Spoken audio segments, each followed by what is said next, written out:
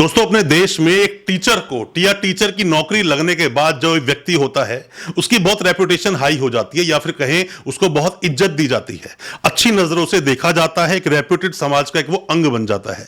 यहीं पर आपके पास जो ऑप्शंस आते हैं, कोई टीचर बनना चाहता है, प्राइमरी लेवल पे जाना चाहते हो तो आप डीएड करोगे, डीएलएड करोगे, या फिर आप बीएड करोगे। डीएड और बीएड में डिफरेंसेस भी है, जो कई सारे डिफरेंसेस आपको पता नहीं होते हैं। आपको यह जानकारी नहीं होती कि आपके लिए बीएड अच्छा है या आपके लिए डीएड अच्छा है, और क्यों वो अच्छा है इसकी जानकारी लेने के लिए आप कई बार अलग अलग तरह से अपनी रिसर्च भी करते हैं। आज अपनी इस वीडियो के माध्यम से मैं दोनों में अंतर आपको बताऊंगा कि डीएड और बीएड में अंतर क्या है, फीस का क्या डिफरेंस है, एलिजिबिलिटी कैसे मिलती है, ड्यूरेशन कितना है, साथ में ही क्यों बीएड की डिमांड अब कम हो गई है, डीएड स्टूडेंट ज्यादा कर रहे हैं, बीएड करने में क्या क्या सावधानियां आप बरतें, कितने साल की हो गई है, एक साल की बीएड कब से होगी, इन सब पर आज चर्चा करेंगे अपनी इस वीडियो के माध्यम से। ज्यादा कुछ जानने के लिए डीएड और बीएड में क्या अंतर है, दोस्तों बने रहिए हमारे इस वीडियो के साथ। दोस्तों, आज अपने इस वीडियो में हम बात करने वाले हैं डीएड और बीएड में क्या अंतर है। सबसे बड़ा अंतर तो दोस्तों हम बात करें ड्यूरेशन की बात कर लें तो दोनों में ड्यूरेशन ज्यादा नहीं है, मतलब कि सेम ड्यूरेशन है। 2 साल का ही डीएड या डीएलएड करोगे आप, और 2 साल का ही आप बीएड करोगे। दोनों 2-2 साल के होते हैं, पर कई जगह पर डीएड को ईयरली मोड पे कराया जाता है, मतलब कि एक साल में 1 साल के एग्जाम होंगे, नेक्स्ट ईयर में होंगे, सेमेस्टर मोड पर नहीं है। बट बीएड को मैक्सिमम यूनिवर्सिटीज में आप सिर्फ सेमेस्टर मोड पर ही देखोगे। बहुत कम यूनिवर्सिटीज हैं जहां पर ईयरली मोड पर भी चलता है, पर ज्यादातर बीएड सेमेस्टर मोड चलता है, और जो डीएड या डीएलएड की बात करें वो ईयरली मोड पे चलता है। यहीं पर हम बात करें एलिजिबिलिटी की, दोस्तों यूपी में ग्रेजुएशन बेस पर डीएलएड कराया जाता है और बीएड भी ग्रेजुएशन बेस पे होता है, तो लोग इसलिए बीएड करना ज्यादा प्रेफर करते हैं। यूपी में बहुत सारी यूनिवर्सिटीज आपको मिलेगी जो 12वीं बेस पर डीएलएड करवाती है। मतलब कि अगर हम वैसे देखें तो डीएड का जो एलिजिबिलिटी क्राइटेरिया है वो 12th पास का है, मतलब आपके पास 12th होनी चाहिए, किसी भी रिकॉग्नाइज्ड बोर्ड से आपने पास किया हो, और साथ में ही आपके पास मिनिमम 50% मार्क्स होने ही चाहिए, तभी आप डीएड के लिए क्वालिफाई करते हो, तभी आप डीएड के लिए एलिजिबल हो।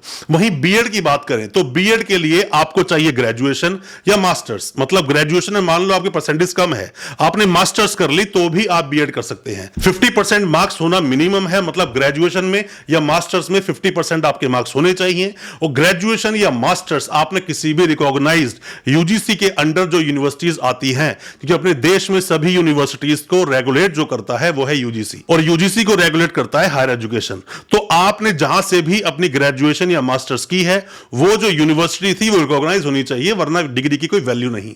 बहुत सारी ऐसी यूनिवर्सिटीज होती हैं जो बहुत सारा के स्कैम में आ जाती हैं, या बंद होने कगार पर है, या भी अभी डिसॉल्व कर दी गई है। ऐसी जगह से आपने ग्रेजुएशन की है, मास्टर्स की है, तो मेरा मानना है कि यूनिवर्सिटी आपको एडमिशन देगी नहीं।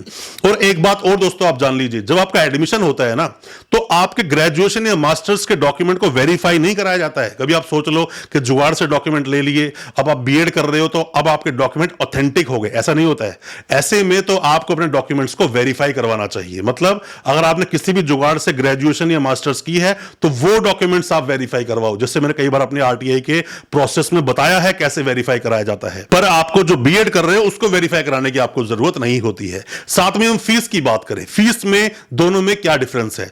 जहां एक और आप एडमिशन लेते हो डीएड में, तो डीएड का एडमिशन आसानी से आपका हो जाता है 80 से 90 हजार में, अगर आप प्राइवेट यूनिवर्सिटी में जाओगे। अगर आप गवर्नमेंट यूनिवर्सिटी में जाओगे या फिर बोर्ड में जाते हो, उसके कॉलेजेस बने होते हैं, तो वहां पर आपकी फीस 50-55 हजार में 2 साल की डीएड आपको करवा दी जाएगी, प्रॉब्लम आपको नहीं होगी। कई सारी यूनिवर्सिटीज हैं यूपी में भी और भी कई जगहों पर जो कि फीस 85,000 से भी ज्यादा चार्ज करती है। ऐसे में यूनिवर्सिटी को बहुत अच्छे से आप देख लें, ऐसे एडमिशन ना लें। बीएड की हम लोग बात करें, हरियाणा से बीएड करना चाहते हो तो इजीली आपका 75,000 से स्टार्ट हो जाएगा 2 साल की बीएड के लिए। प्राइवेट यूनिवर्सिटीज में जाते हो फीस आपसे 1 लाख से लेकर 1.5 लाख के बीच में फीस मांगी जा सकती है। यह है बीएड की फीस, जो 2 साल की फीस आपको पे करनी पड़ सकती है, बट कॉलेजेस में फीस कम होती है। अब हम दोनों में बात करें, दोनों का जो अप्रूवल मिलता है, अप्रूवल कैसे मिलता है दोस्तों, guarantee without guarantor is nothing. जैसे कि आपने बीएड की, तो बीएड तो एक गारंटी हो गई कि अब आप टीचर के लिए आगे अप्लाई कर सकते हो, पर गारंटर कौन है कि बीएड जो आपने की वो मान्यता प्राप्त है। अपने देश में बहुत सारी अलग अलग बॉडीज हैं जो अलग अलग कोर्सेज को मान्यता देती हैं।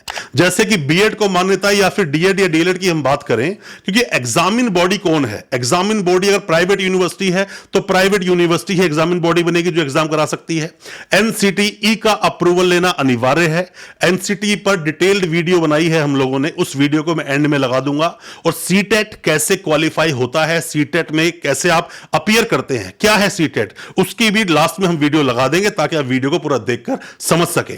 और अगर हम बात करते हैं डीएड डीएलएड की, तो दोस्तों यहां पर भी एनसीटीई का अप्रूवल लेना होता है अगर यूनिवर्सिटी एग्जाम कंडक्ट करवाना चाहती है। पर आपको हरियाणा से जो डीएड कराई जाती है ये बोर्ड से होती है, जो भिवानी बोर्ड बोलते हैं, जो भिवानी बोर्ड है वहां से कराई जाती है, और इसकी फीस भी लगभग 50 से 60 हजार रुपए होती है। अब दोस्तों बात करते हैं पैटर्न की। पैटर्न की बात करें, मतलब एग्जाम पैटर्न की हम बात करें, तो जो बीएड है, बीएड के एग्जाम्स कराए जाते हैं सेमेस्टर मोड पे। बट जो डीएड है या फिर मैं डीएलएड की बात करूं, बहुत सारी यूनिवर्सिटीज इन्हें कराती है ईयरली मोड पर। मतलब ईयरली मोड पे आपका डीएलएड होगा और सेमेस्टर मोड पे होगा आपका बीएड। और बीएड एक साल की पहले हुआ करती थी, 2014 से 15 का लास्ट ईयर था। उसके बाद 15-17 का जो पहला बैच आया 2 साल का, तब से 2 साल की चलती आ रही है।